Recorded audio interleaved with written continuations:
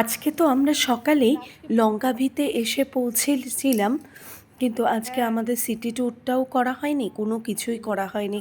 আসলে কালকে আমাদের ফ্লাইটটা এত দেরিতে ছিল, তারপরে সারাটা দিন একটু টায়ার্ডই ছিলাম, তাই দুপুরবেলা লাঞ্চটা করে একটু রেস্ট নিয়ে নিলাম হোটেলে। তারপরেই এখন সন্ধ্যাবেলায় বেরিয়ে পড়লাম একটু মার্কেটটা ঘুরে দেখার জন্য।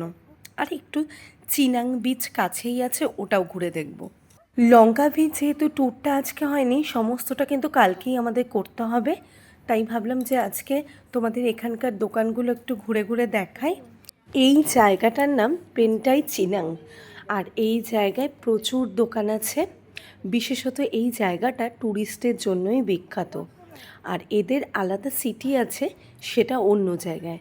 আর এখানে যত লোক বেশিরভাগই সব ট্যুরিস্ট।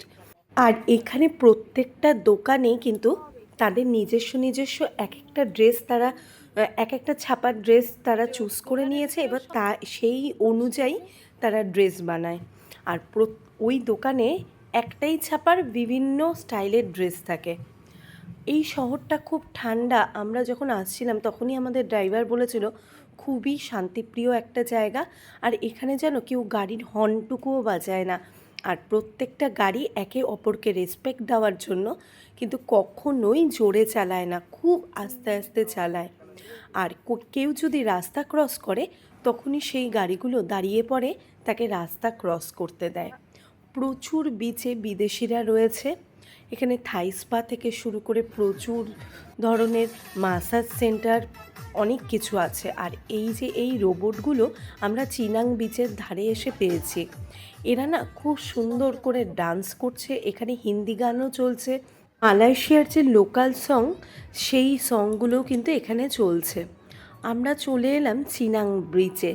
এই বিচটাতে এত সুন্দর হাওয়া আর এত পরিষ্কার এরা, যে বিচে কেউ একটা প্লাস্টিক পর্যন্ত ফেলে না। আর যদি কেউ বা ফেলে, সঙ্গে সঙ্গে লোক এসে পরিষ্কার করে দেয়, কিন্তু কেউ কারোর ওপরে কোনো খারাপ কথা বলা, চিৎকার করা কিচ্ছু না। এটা হচ্ছে বিচের ধারে প্রতিদিনই হয় এই ফায়ার শোটা। সবাই দূর দূর থেকে লোকেরা দেখতে আসে এই ফায়ার শো। বিচের ধারে বিন ব্যাগগুলো ফেলা রয়েছে, ওখানে সবাই বসেই কিন্তু এই ফায়ার শোগুলো দেখে। এই মেয়েটি নিজেও নাচ করে আর এই রোবটগুলোকে ট্রেন্ড করে। আমরা এখন যাচ্ছি চিনাং মলে, চিনাং মলটা একটু ঘুরে দেখব। আর এখানে অনেক ডিউটি ফ্রি দোকান আছে, যেখানে কিনা ট্যাক্সটা লাগে না।